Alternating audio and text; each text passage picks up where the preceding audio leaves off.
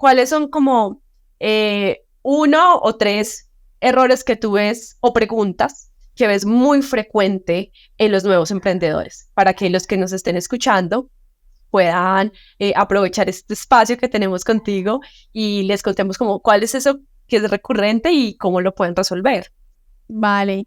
Sí, bueno, pues aunque se hable mucho del mundo startup y aunque luego las startups crezcan y, como te dije, son unas del tipo de empresas o, o industrias, podría decirse, que, que le da valor como a ese contador, sabe que tiene que tenerlo ahí, sabe que las finanzas son importantes porque literalmente es donde se toman todas las decisiones, ¿no?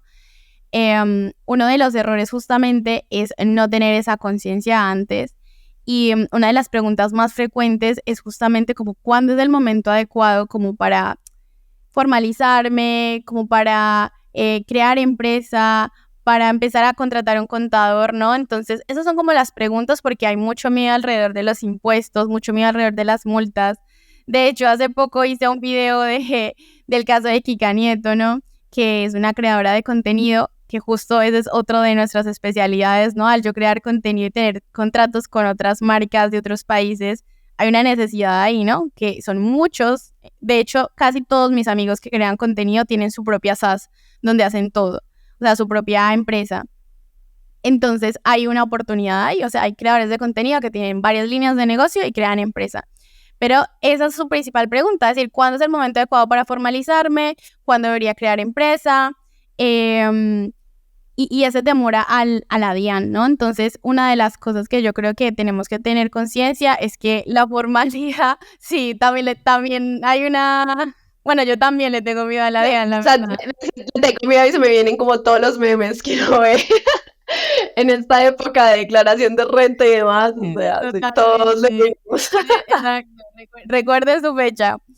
Em, Sí, o sea, es cómico y hasta que no pasan casos mediáticos que realmente te dicen, uy, ¿será que tengo que declarar o tengo que hacer esto? Pues como que no se genera esa conciencia.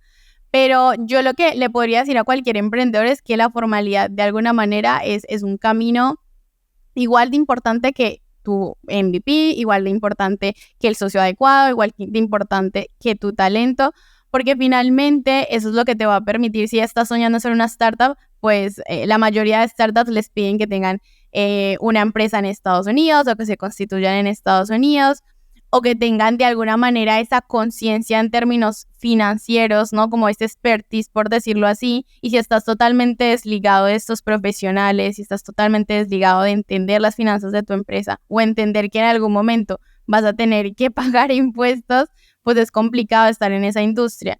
De hecho, hay muchas de las cosas que ya en la parte legal es como digo, esto es un mundo, o sea, hay muchas cosas que aprender en esta industria o bueno, en esta tipología de empresas porque hay cosas que ni siquiera están reguladas en Colombia, ¿no? Que dices, ¿y cómo hago con esto? Sí, es que ni siquiera existe una normativa para esto. Entonces yo creo que ese sería mi consejo, como que dentro de lo que haya, ¿no? De la normativa que haya en Colombia, esa formalidad a veces no cuesta.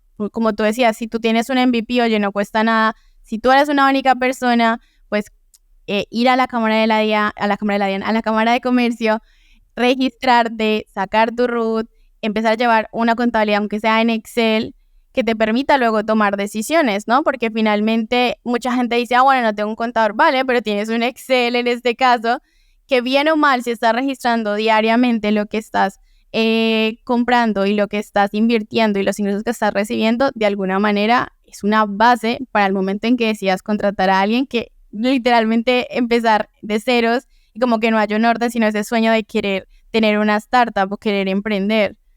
Porque eso sí, eso creo que te apaga. Y no es necesario como ir generando ventas, ¿no? Esto que tú mencionas es súper importante y eso fue algo que también nosotros aprendimos mucho después y es llevar ese registro de inversión, ¿no? Ese registro, listo, estoy invirtiendo en estos equipos, si estoy invirtiendo en un salario, entonces he hecho este salario o he trabajado tantas horas, porque a la final eso es lo que va a ir valuando también mi empresa, ¿no?